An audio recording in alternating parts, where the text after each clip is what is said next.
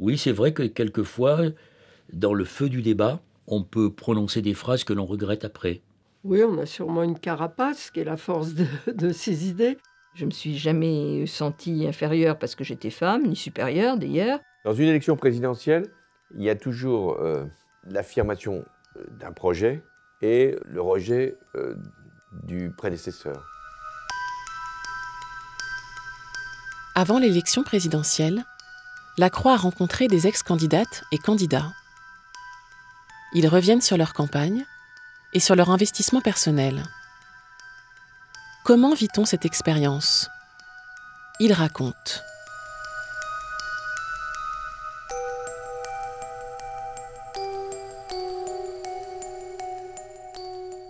Je n'ai vécu qu'un moment douloureux dans la campagne. C'est, je ne sais plus à quel moment, c'était à Paris, lorsque j'ai été agressé physiquement par des jeunes juifs intégristes et lorsqu'un vieux monsieur, donc il tapait sur mon vélo, etc. Et j'ai été très choqué par ça. Et je trouve que c'est très blessant. Un vieux monsieur qui était là, qui disait « Ne le touchez pas, ne le touchez pas, il est antisémite ». Et jusqu'à... Quand mon fils partait à l'école tous les matins, sur la porte de mon immeuble, il y avait une croix gammée. Donc ça m'a beaucoup blessé. J'ai d'ailleurs été protégé pendant toute la fin de la campagne par deux agents de sécurité du GIGN. Moi, ça m'est arrivé une seule fois, j'étais très jeune, c'est la campagne de 2002. Et on était entre 2 et 3 dans les sondages. Je ne comprenais pas parce que les adolescents qui me croisaient dans la rue, ils disaient « mais je ne savais pas ce que c'était. En fait, c'était les Guignols. Donc j'ai réuni mon staff, j'ai dit « mais qu'est-ce que c'est ces trucs ?» Ils n'avaient pas osé me le dire. J'ai dit, écoutez, vous me faites un montage, je veux voir toutes les émissions, les 6 derniers mois des Guignols. Ça a fait un sacré électrochoc. Et là, pendant une demi-nuit, je me suis dit, je ne peux pas supporter ça. Il y a des moments où on disait c'est vachement dur. Oui, effectivement, c'est très dur. Enfin, on y est arrivé. Tentation d'abandonner moi? Jamais. Jamais. Non, ça ne nous est jamais venu. Quand vous êtes lancé dans la campagne, il n'y a pas de plan B. Il faut continuer jusqu'au bout, quel que soit le score que vous allez réaliser. Vous connaissez le chiffre de 70 milliards et vous ignoriez mais pas du tout. Que sur les 70 milliards... Vous milliards... n'êtes pas là pour nous dire ce que je sais ou ce que je ne sais pas. C'est pas vous qui posez les questions et c'est pas vous qui donnez les notes dans cette...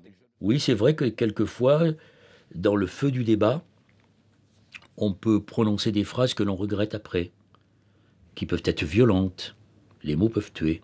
J'ai toujours essayé d'être équilibrée. Moi, je suis pas... j'ai la langue bien pendue. Je suis connue pour ça, pour dire les choses comme elles sont. Je suis assez crash. Hein. Mais j'aime pas... comment dire j'aime pas attaquer les gens. J'aime bien dire les vérités comme elles sont. Alors, si je suis en face de quelqu'un qui ment, je dirais, monsieur, ce que vous dites, ou madame, c'est inexact, et je vais vous expliquer pourquoi. Mais je ne le fais pas par souci de l'attaque personnelle. Je l'ai toujours fait par souci de la vérité et souci de justifier, de convaincre du bien fondé de ce que je disais. Il y a forcément des réponses qu'il faut faire à l'adversaire principal et être quelquefois dans la véhémence alors que je pensais qu'il fallait être dans l'équilibre, dans l'harmonie, j'allais dire dans une forme de normalité, puisque j'avais tenu à ce mot. Oui, on peut dans un débat parce que la tension monte, parce que parce qu'on a l'impression d'être roulé par le discours d'un tel ou d'un tel. On peut avoir des formules qui sont qui n'apportent pas grand-chose au débat politique, qui sont une forme de défoulement en fait. Il y a un moment où la passion peut tout emporter, où la violence verbale en tout cas, peut trouver sa place. Donc il faut y faire attention, parce qu'il faut essayer bien sûr d'être attentif, vigilant à ce qui est dit de votre campagne par votre concurrent principal, mais il ne faut pas laisser se laisser déborder ou attirer sur un terrain où vous avez tout à perdre. Il y avait une bonne expression que Jacques Chirac m'avait donnée et que j'ai retenue, qui était ne parlez jamais de votre concurrent. Laissez-le, oubliez-le, avancez et tenez bon sur vos propositions. Mais ce n'est pas toujours facile parce qu'il se rappelle à votre attention assez régulièrement. Oui, on a sûrement une carapace qui est la force de ces idées. Mais vous savez, en tant que délégué du personnel, j'étais devant les patrons, fallait répondre, hein, il fallait pas se laisser avoir par les arguments. Bah, c'est un peu pareil dans une campagne électorale si vous êtes dans un débat avec d'autres candidats. Après, il faut savoir ce qu'on définit par violence, parce que toute la confrontation politique soit parfois brutale. Quelque part, vous êtes sur une bataille d'idées, vous êtes sur une bataille de conception de la société. Ça peut être vif, ça peut être brutal, ça peut être... À partir du moment où on en reste aux idées et pas à la personne, qu'on n'a pas une attaque sur la personne elle-même, ça ne me choque pas. J'ai parfois moi-même, dans des interventions, certainement, affirmé mes idées de façon forte. Sur un stade de rugby, si vous ne voulez pas aller dans la mêlée ouverte, il ne faut pas jouer au rugby. Si vous voulez pas de plaquage, il ne faut pas jouer au rugby. C'est un sport engagé, hein, et même parfois un peu plus que ça. Non, j'ai jamais eu ce sentiment de... Je vais vous dire ça autrement. Je n'ai jamais vécu une campagne en me regardant de l'extérieur. Jamais mélanger acteurs et observateurs. Je sais que je suis plutôt honnête, y compris dans mes rapports avec mes adversaires. Dans le combat, je ne suis pas envahi d'amour pour eux, mais je les respecte, tous. Mais j'ai jamais eu le sentiment que je dépassais les limites.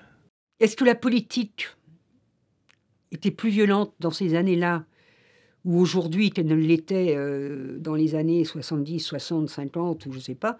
J'en suis pas sûre. Hein. Je suis peut-être plutôt sûre que cette espèce de politiquement correct qui règne un peu en ce moment fait que les affrontements sont moins violents. Pendant une campagne, vous êtes entièrement mobilisé. Et donc, l'esprit d'affrontement, y compris d'une certaine antipathie que vous avez pour celui qui vient contester votre score, vous voler des électeurs, vous critiquer de manière que vous considérez comme scandaleuse, ça se répercute dans les rapports personnels. On se serre la main, mais c'est froidement... on ne s'aime pas pendant une campagne, on est rivaux.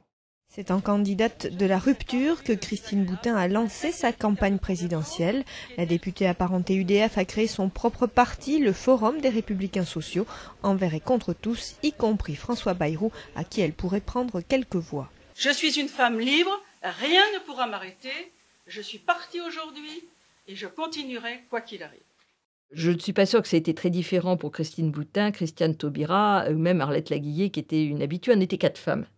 4 petites candidates, si je puis dire. Donc en plus, il y avait une espèce de mépris qui consistait à nous inviter toutes les 4 ensemble pour s'en débarrasser, parce que à partir du moment où on avait nos signatures, on ne pouvait plus nous éviter. Bon, mais surtout ne pas nous comparer à d'autres candidats. Je pense à Jean-Pierre Chevènement, qui pensait être élu président de la République et que j'ai rencontré dans je ne sais plus quelle chaîne de télé, où j'arrivais, il partait, et je lui dis, tu vas bien? Il me dit, ouais, ça va marcher. Il était à 5% ou 6%, je vais être élu. Bon. Il y avait un côté un peu comme ça, hein, très machiste dans le traitement de la campagne. La politique n'est pas à l'abri des dérives de la société. Le machisme ambiant dans la société, on le retrouve en politique. Quand je faisais des débats avec des hommes, ils utilisaient la force de leur voix pour couvrir la mienne de voix. Bon. Et ça, je trouve ça vraiment très désagréable. Donc, quelquefois, je l'ai dit, et de manière assez carrée. J'ai ressenti des fois une misogynie dans les questions. Même des fois, c'était des femmes qui me posaient la question du maquillage. Alors, vous êtes maquillée pour la télé, est-ce que vous vous maquillerez en sortant? Enfin, des choses comme ça. Ou des hommes qui me sortaient, un journaliste qui m'avait demandé si Fidel Castro me plaisait. Enfin, je ne crois pas qu'on aurait posé cette question à un homme. Et c'était... Bon, voilà. Non, autrement, moi, il me semble que j'arrivais à me faire respecter. Il me semble. Peut-être que je me trompe, mais il me semble que j'arrivais à me faire respecter. Je ne me suis jamais sentie inférieure parce que j'étais femme, ni supérieure d'ailleurs. Je pense qu'on est différentes. Là-dessus, j'ai la même vision des choses que celle qu'avait Simone Veil, avec laquelle j'en ai très souvent parlé. Je trouvais ça affreusement sexiste, machiste et stupide. Mais voilà, sans plus. Dans la première campagne, j'étais la seule femme. Et il y avait finalement un petit malaise pour les candidats hommes à se dire mince, elle parle des problèmes des femmes, nous on n'en parle pas, il faut qu'on en parle. Le plus difficile dans une campagne, ce ne sont pas les adversaires, ce sont les soutiens. Soit parce qu'ils viennent à manquer, soit parce qu'ils ont commis des erreurs, ils ont fait des fautes d'expression, ou ont utilisé des arguments qui ne sont pas les bons, ou ont émis des critiques à l'égard de ma campagne. Donc voilà, c'est pour ça que l'organisation et le travail collectif sont absolument indispensables. Si le candidat est trop seul, il va finir par décourager ou laisser faire un certain nombre de déclarations venant de ses propres amis. S'il est trop collectif, c'est aussi un problème, parce que tout ce qu'il va dire sera rapporté. Et il y aura des fuites devant la presse. Donc il faut trouver le bon équilibre. Mais c'est vrai que une déclaration malheureuse d'un soutien vous coûte, puisque votre concurrent va immédiatement l'utiliser. Soit parce que le financement aura été un peu bredouillé, ou parce qu'il y aura une proposition qui n'est pas la mienne, qui aura été faite par un supposé ami. Bon, bref, toute faute d'un partenaire est utilisée par l'adversaire. Moi, président de la République, je ne serai pas le chef de la majorité. Je ne recevrai pas les parlementaires de la majorité à l'Élysée. Moi, président de la République, je ne traiterai pas mon Premier ministre de collaborateur. Moi, président de la République, je ne participerai pas à des collectes de fonds pour mon propre parti. Dans une élection présidentielle, il y a toujours l'affirmation d'un projet et le rejet du prédécesseur. Donc il faut savoir alterner. Dans un vote présidentiel, il y a toujours un aspect contre le sortant et pour un espoir. S'il n'y a que du contre, il y a effectivement un manquement. Mais si vous oubliez votre adversaire, vous manquez aussi à une partie de votre électorat ou du pays qui veut changer. D'où l'expression « le changement, c'est maintenant ». J'avais étudié, en tout cas, ce qu'il faisait dans les meetings pour préparer précisément le débat de deuxième tour. Car les arguments se rôdent dans les meetings. Et généralement, ce qu'on dit dans un débat, on l'a déjà exprimé. Y compris l'anaphore, d'ailleurs. Elle était déjà présente dans mes rassemblements. Voilà pourquoi je connaissais bien Nicolas Sarkozy. C'était sans doute un des candidats que je connaissais le mieux. Les heures qui précèdent le premier tour sont des heures extrêmement fébriles et tendues. Je crois que le moment le plus douloureux, ça a été le soir, quand on a eu le résultat, et qu'il a fallu que j'aille voir mes militants pour dire quelque chose. Vous vous y attendez quand même un peu, en espérant que ce ne sera pas ça. Oui, j'ai pensé que c'était possible. J'ai pensé que le deuxième tour était à portée de la main.